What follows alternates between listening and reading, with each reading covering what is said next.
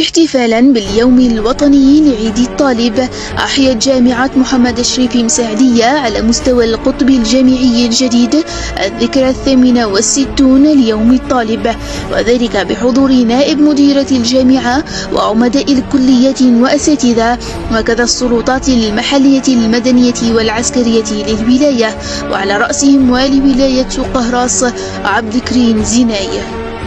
نرحب بضيوفنا الكرام في احتفالية واحتفاء بعيد الطالب.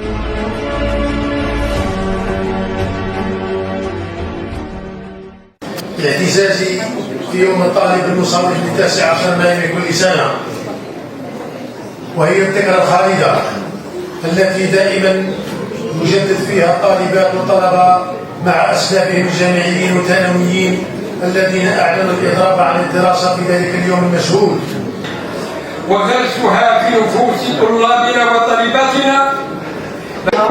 تلك الترسانة الإعلامية يمكن الاستنتاج من خلالها طبعا هذه سلام كماء الورد الليث بعنبري وكالمسك مسقوطا بخد معسر. اختتم الاحتفال بتكريم طلبة 5 نجوم وأصحاب الهمم وزيارة معرض التنوع البيئي من تنظيم نادي العلمي وحضور استعراض للفنون القتالية.